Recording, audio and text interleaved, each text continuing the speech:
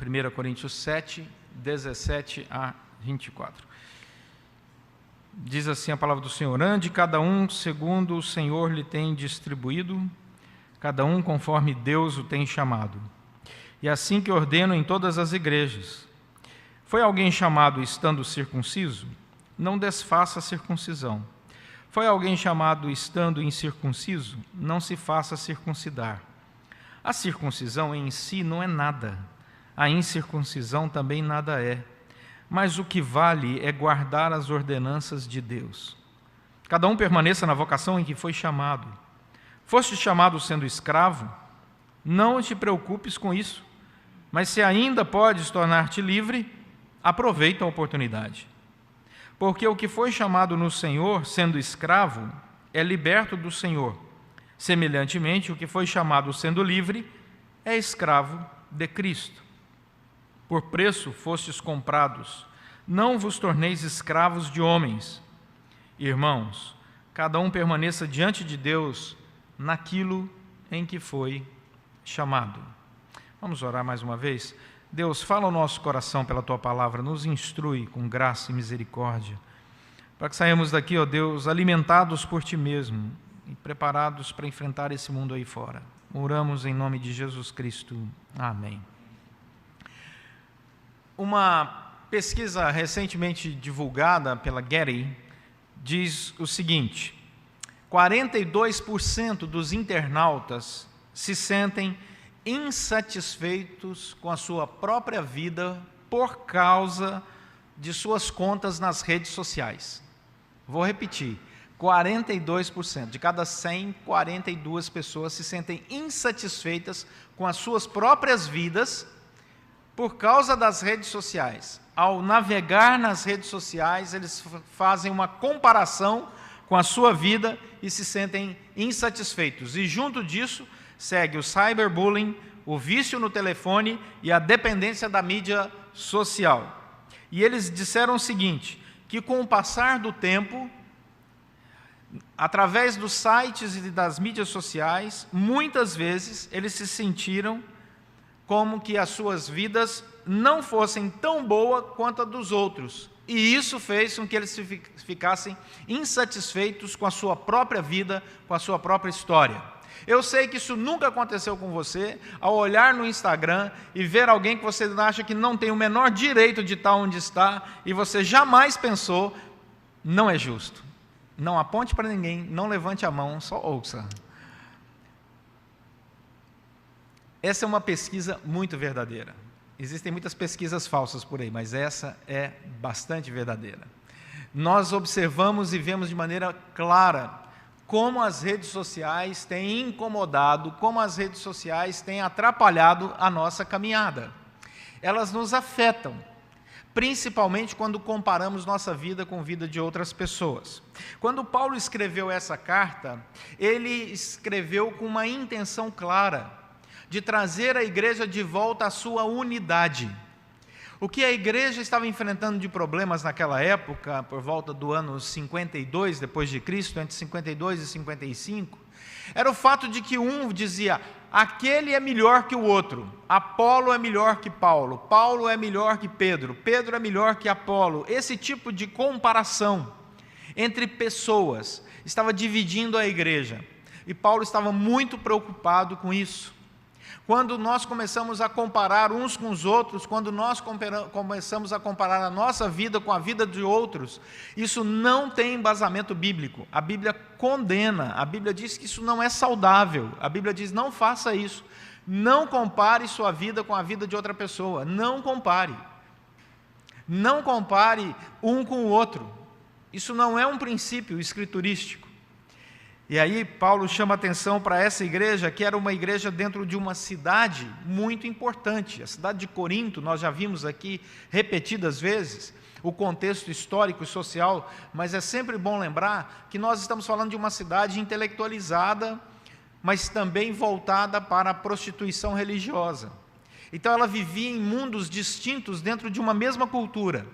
Você tem uma cidade rica, mas você tem uma cidade de marinheiros. Você tem uma cidade intelectualizada, mas também tem uma cidade pervertida. Você tem uma cidade religiosa com judeus e cristãos, judeus recém-convertidos e novos cristãos, vindo do mundo gentílico, mas você também tem uma cidade repleta de templos a outros deuses. Então você tem tudo isso em conflito e em conjunto. E as pessoas estão tentando viver vida cristã no meio dessa cidade. Portanto, elas são influenciáveis, mas também são influenciadas. Assim como nós. O contexto da igreja de Corinto é muito parecido com o Rio de Janeiro, ou qualquer outra cidade do Brasil. O Brasil vive uma coisa chamada Estado laico. Eu estive em Salvador essa semana, na reunião do Supremo Concílio da nossa igreja. Eu fiquei impressionado quão laico é o nosso Estado. Quem conhece Salvador sabe bem o que eu estou dizendo. Quão laico é o nosso Estado. As ruas, o nome das praças, as estátuas enormes. Quão laico é o nosso Estado.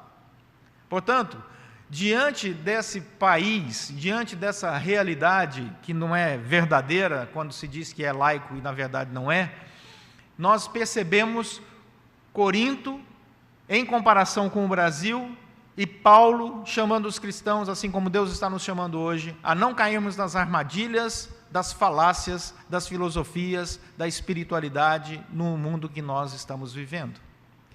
Se você pegar o capítulo 7, do versículo 10 em diante, você vai ver que o apóstolo Paulo estava falando sobre casamento. Ele estava falando, aos casados ordeno não eu, mas o Senhor, que a mulher não separe do marido. Ele vai falando sobre isso, e o reverendo Guilherme já pregou sobre isso.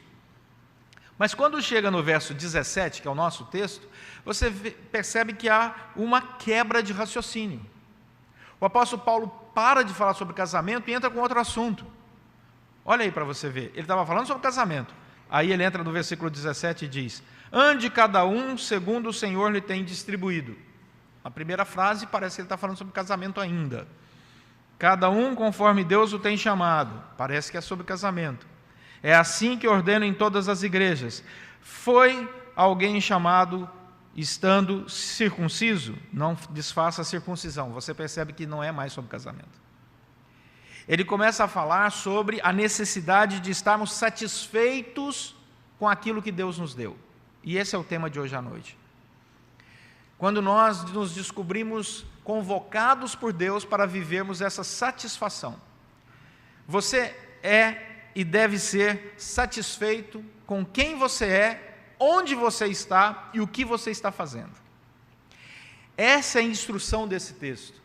E ele vai dizer, tudo aquilo que vai contra essa instrução traz malefício, traz sentimentos ruins ao nosso coração. Então, a primeira coisa que nós percebemos aqui, nesses primeiros versículos, do versículo 17, é, ande como Deus te chamou, sendo quem você é. A primeira coisa que ele diz é a origem, o povo, a família que você pertence. O versículo 18 diz, você é judeu, circunciso? Não mude a sua história, porque não tem como mudar, você é. Você é gentio, que é o incircunciso? Também continue sendo quem você é. Não é necessário que o cristão mude sua cultura, não é necessário que o cristão mude sua família.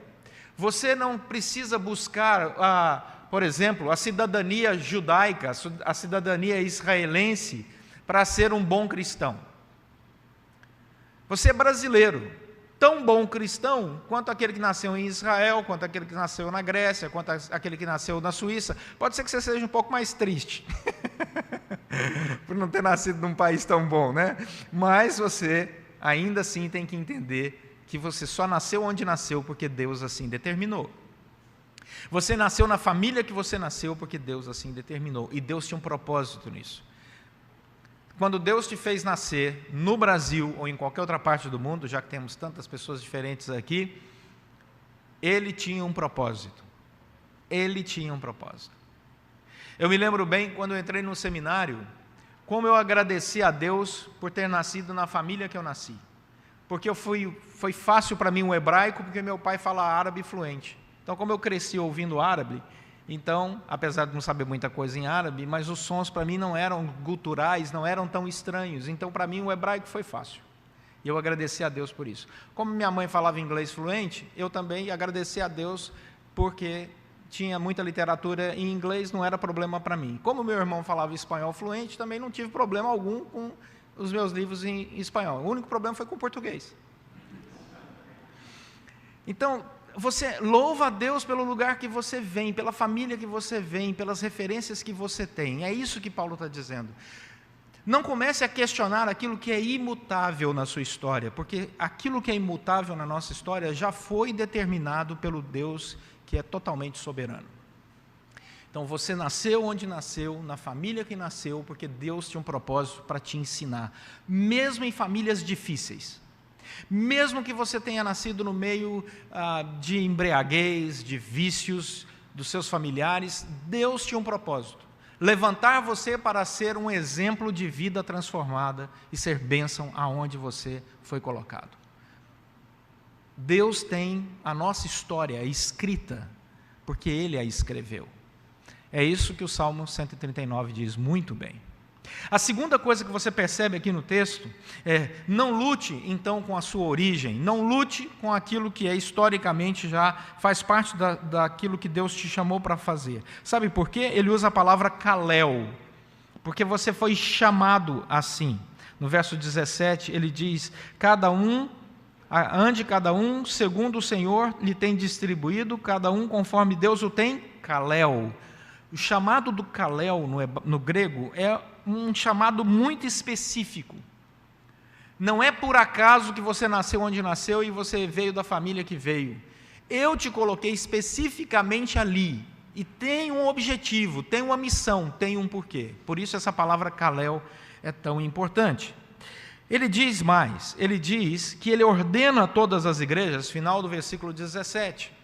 Ou seja, o apóstolo Paulo não escolheu um determinado grupo de pessoas para dizer: fulano, ciclano e beltrano, vocês nasceram. Não, ele diz: todo mundo nasceu onde nasceu, na família que nasceu, na cultura que nasceu, todo. E ele diz assim: eu digo isso para todas as igrejas, não apenas para a igreja de Corinto, em qualquer contexto.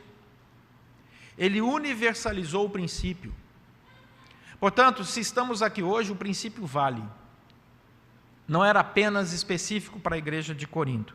Daí, ele diz que ele quer que eles atentem à sua ordenança. E a palavra ordenar aqui não é apenas mandar, gente. A palavra ordenar aqui é a palavra diateque. Esse termo era um termo usado para instrução. Então ele diz: isso eu instruo todas as igrejas. Todo mundo. É um princípio doutrinário. Não é apenas uma ordem lançada no vento, é um princípio que tem como origem o projeto de Deus. E ele separa em dois grupos, nós estamos em um desses grupos. Sendo judeu, versículo 18, não deixe ou não negue a sua origem, pelo contrário, use a sua história de vida para glorificar ao Senhor. É isso que o versículo 18, primeira parte diz. Segunda parte do versículo 18, se você não é judeu, você é de qualquer outra nação, então você é gentio. É assim que a Bíblia separa a humanidade. A Bíblia é muito simples, seja a sua palavra sim, sim, não, não. O que passar disso vem do diabo, pronto. A Bíblia não complica as coisas, ou você é judeu ou você é gentio. A Bíblia não começa a explicar, não, você pode ser descendente de tal linha, não, a Bíblia diz claramente, ela quer que você entenda um princípio. E por isso fica tão claro. Versículo 19. O que é mais importante? Versículo 19. Guardar as ordenanças. Mais importante do que ser gentio ou judeu é guardar as ordenanças. Ele diz no final do versículo 19: o que vale, o que é importante, o que tem valor na nossa vida, não é a que família pertencemos, não é que sobrenome temos, não é de que país, de que origem viemos. O que é importante é guardar as ordenanças, porque são as ordenanças que definem quem nós somos. Vamos lá para João, capítulo 14, verso 15. Não vai ser projetado, então tem que abrir a Bíblia e tem que passear na Escritura. Vamos lá, João, capítulo 14, versos 15 e verso 21. João 14, 15. Se me amais, guardareis os meus mandamentos. Versículo 21. Aquele que tem os meus mandamentos e os guarda, esse é o que me ama. E aquele que me ama será amado por meu Pai. E eu também o amarei e me manifestarei a ele. Guardar as ordenanças tem a ver com amar a Deus. Porque amamos a Deus, guardamos as suas ordenanças, guardamos os seus mandamentos. Nós não vivemos segundo os nossos mandamentos pessoais, nós vivemos segundo aquilo que Deus instrui. Se nós amamos ao Senhor, nós guardamos os mandamentos de Deus e manifestamos o nosso amor por causa disso. É uma tarefa, é uma missão, é um relacionamento, é uma comissão. Esse é o sentido dessa palavra grega usada aqui, ordenança, é a palavra entolê. Guardar, entolê, é a marca de um cristão. É quem guarda porque ama, respeita, cuida, se entrega, obedece, mas tudo em amor. Talvez o contexto do casamento ajudasse os leitores de Corinto a entender a importância do amor. Porque no casamento isso fica muito evidente, quando uma pessoa define que vai servir a outra para o resto da sua vida, e a outra, da mesma forma, que irá servir o seu cônjuge para o resto da vida. Por quê? Tem alguma obrigação contratual? Tem alguma dívida no banco? Né? Você pegou empréstimo com a outra pessoa e agora vai servi-la? Não, é por amor, é um laço de amor. Você decide porque ama, e porque ama você mantém. Por isso que quando rompe essa perspectiva, essa beleza do amor como um elo, a Bíblia diz assim, que Deus permite que haja separação do casal, quando há o rompimento desse vínculo de respeito, de fidelidade e de amor. Apesar, Jesus deixa isso muito claro, que esse não era o projeto original dele, esse tipo de permissão. Ele manifesta seu desagrado, né, com relação a esse tipo de problema. Versículo 20. Qual é a nossa vocação, então? Volta lá para 1 Coríntios capítulo 7, versículo 20. Cada um permaneça na vocação que foi chamado. Bom, eu já entendi que eu nasci onde eu nasci, sou da família que sou, eu vivo no país que vivo, porque Deus me chamou. Mas agora ele diz que eu tenho que permanecer na vocação do amor. Uma das características que a Bíblia diz no final dos tempos é que o amor se esfriaria. E uma das tristezas que nós percebemos nas redes sociais é a facilidade como as redes sociais cancelam uns aos outros. Como a falta de amor, como a falta de sensibilidade através das redes sociais. Talvez Jesus já estivesse predizendo, quando ele disse que o amor se esfriaria, dessa armadilha da tecnologia, que pode tanto ser bênção para nos conectar em amor, como maldição para gerar uma sociedade fluida até demais nos seus sentimentos. Guarde o mandamento. É assim que seremos conhecidos. Se amarmos a Deus acima de todas as coisas e ao próximo como a nós mesmos. Mas viva a sua realidade social sem revolta. E aí ele entra no verso 21. Ande como Deus te chamou, dentro da sua realidade social. Se você é escravo, olha o que diz o verso 21, não se preocupe com isso. Eu fico imaginando o escravo lendo isso aqui, dizendo assim, Paulo, você está escrevendo isso porque você não é escravo. E a palavra grega usada aqui para não se preocupar com isso é a palavra melei. Essa palavra era usada para uma pessoa ansiosa, estressada, que não parava de pensar num assunto e que esse assunto ocupava a mente dela o tempo todo, até gerar estresse. Esse é o uso dessa palavra, melei. Paulo escreve, você é escravo? Melei. Ou seja, desestressa. E o escravo devia ler aquilo e ficar com uma certa indignação no coração, dizendo assim, é muito mais fácil um cristão livre do que um cristão escravo. É fácil o apóstolo Paulo dizer isso porque ele não é escravo. Eu sou escravo, eu tenho um Senhor que manda em mim. Mas aí Paulo explica: você tendo a chance de se tornar livre, torne-te livre, aproveita a oportunidade. Mas saiba que isso não mudará a sua condição, nem a sua, nem a de quem é livre. E ele continua o raciocínio: porque quem é livre também é escravo de Cristo. Ou seja, você é escravo aqui, e se você se libertar, eu quero te dar uma boa notícia: você vai continuar sendo escravo do mesmo jeito. E aquele que é livre, assim como o apóstolo Paulo era livre, continuava escravo. Escravo de quem? Escravo de Cristo. Ou seja, escravo tinha plena consciência de que tinha alguém acima dele, que ele tinha que prestar contas. O cristão não é um ser totalmente livre. Ele é escravo no amor de Cristo Jesus. E isso é bênção. Quem se revolta contra o seu senhorio, contra o senhorio de Deus, revolta-se contra a sua situação de escravo de Cristo. Portanto, somos escravos sim, graças a Deus. Fazemos o que o nosso Senhor manda, comemos o que Ele coloca na nossa mesa, dormimos aonde Ele nos manda dormir, fazemos o que Ele nos manda fazer com alegria. Sabe por quê? Porque eu posso ser escravo como alguém subserviente na perspectiva da humanidade, mas na minha perspectiva de fé, eu sou um escravo liberto, porque vivo vida em abundância, e dentro de mim existe uma liberdade que correia nenhuma, cadeia nenhuma pode prender. É a liberdade do Espírito.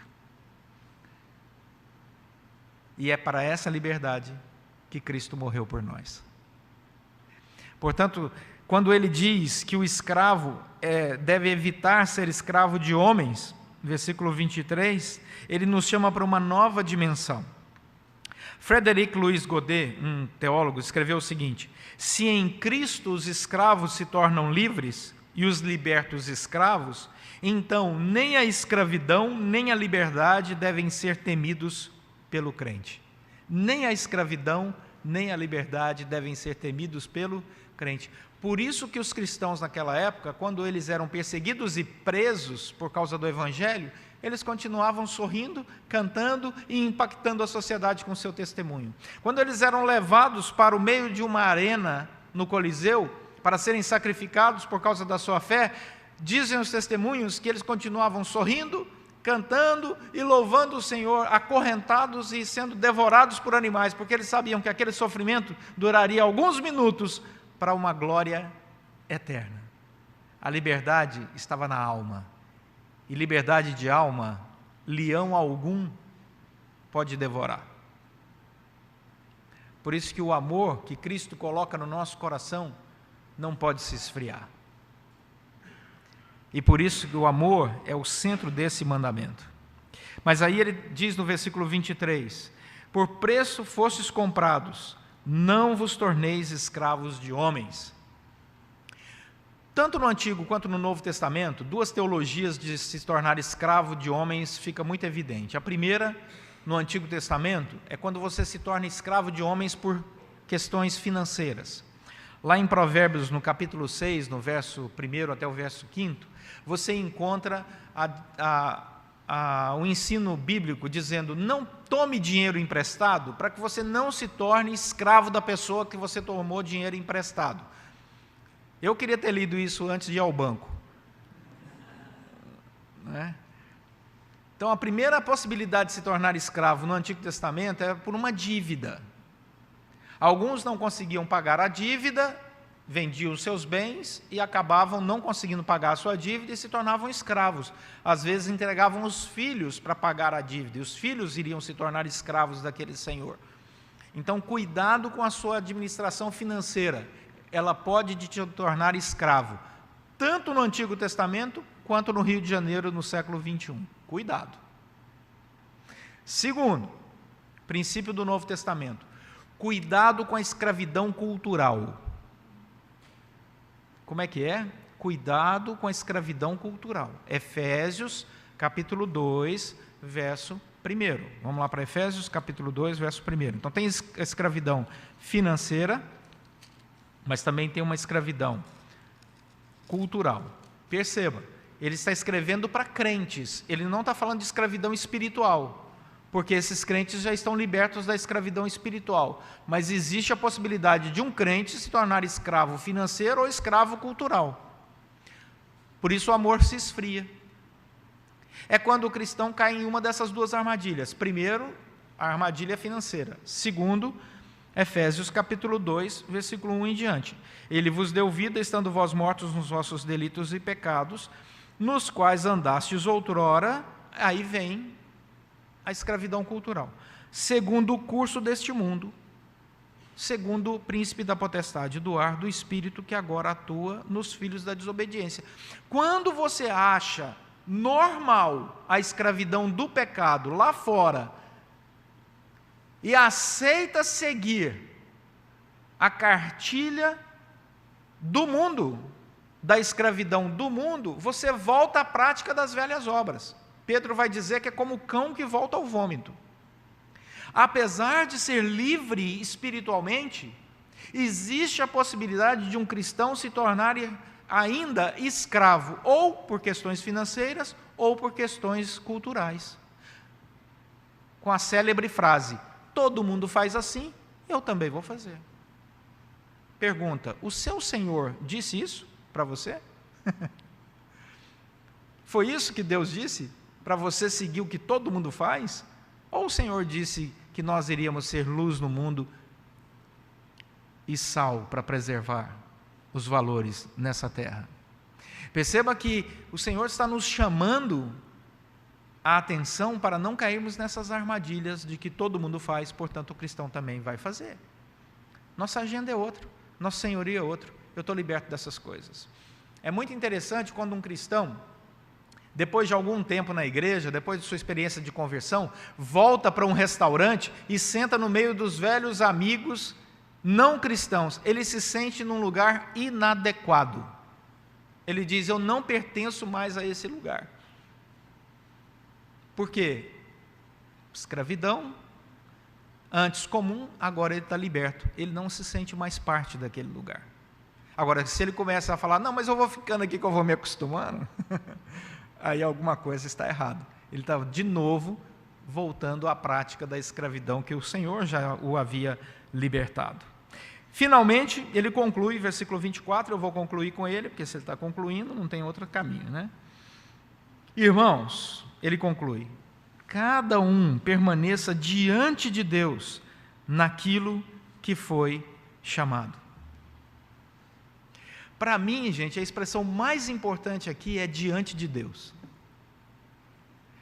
Quem nós somos diante de Deus? Porque diante de Deus não existe agenda escondida. Quem nós somos diante de Deus? Temos cumprido o nosso chamado de ser sal e luz. Diante de Deus, nos sentimos de fato escravos de Cristo, mas libertos espiritualmente do mundo tenebroso, da agenda cultural, né, das armadilhas financeiras e tantas outras que estão por aí. Eu tenho me sentido assim. O que a gente leva para casa? Vamos voltar à pesquisa. 47% das pessoas estão insatisfeitas, e nesse grupo existem cristãos. Porque todos nós, muitas vezes, já olhamos em redes sociais e dissemos dentro do nosso próprio coração, essa pessoa não merecia estar desfrutando o que está desfrutando. E outras vezes, eu merecia muito mais estar desfrutando o que essa pessoa está desfrutando. A Bíblia diz, saia dessa armadilha. Porque a primeira característica da santificação é a satisfação. Quem é santo ou está no caminho da santificação está satisfeito. Satisfeito onde nasceu, a família que pertenceu, onde está, o chamado de Deus para você, você está satisfeito. Não significa que você não tem projetos. A Bíblia diz que nós devemos fazer projetos. A Bíblia não diz que nós somos seres sem desejos, muito pelo contrário. A Bíblia diz, entrega o teu caminho ao Senhor, confia nele, o mais Ele fará. Agrada-te do Senhor e Ele satisfará o quê? Os desejos de onde? Do seu coração. Do seu coração, quando o seu coração anda dentro da vontade de Deus. Não é errado você ter desejos. Errado é quando você está insatisfeito com aquilo que Deus te chamou para ser quem você é, onde você está. Nós estamos numa caminhada. Se você ainda não chegou aonde você almeja chegar, isso não deve fazer de você um insatisfeito. Deve fazer de você uma pessoa em busca de. É diferente. Eu ainda não alcancei, mas eu estou seguindo lá e está tudo certo. Talvez demore um pouco mais, talvez o Senhor tenha um outro caminho, tudo certo. Eu vou por aqui. Uma coisa eu sei que os meus dias pertencem ao Senhor e Ele é o Senhor da minha história.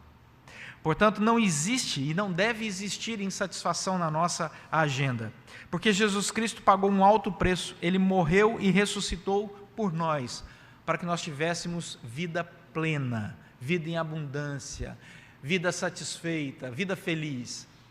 O mundo tem que ser impactado com cristãos realizados, realizadores, felizes, satisfeitos, centrados, que não caem nas armadilhas da escravidão cultural, financeira ou qualquer outra, mas que vivem conforme o seu chamado, glorificando a Deus dia após dia. Foi para isso que Jesus Cristo nos libertou. E Ele quer ouvir todos os dias na nossa oração: Senhor, muito obrigado por tudo que o Senhor me deu hoje. Muito obrigado. Muito obrigado. Eu não merecia. E o Senhor foi além das minhas expectativas. Muito obrigado, Senhor. Muito obrigado. Gratidão. Que Deus nos encontre sempre assim. Amém? Vamos orar.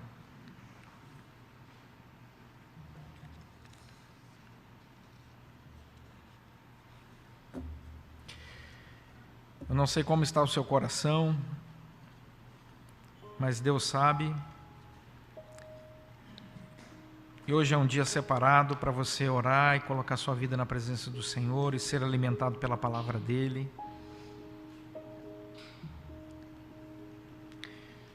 Eu quero te convidar aí nesse tempinho de oração a agradecer. Agradeça a Deus tudo que Ele tem te dado. E peça: Senhor, livra meus pés da escravidão cultural, social, financeira. Livra meus pés disso.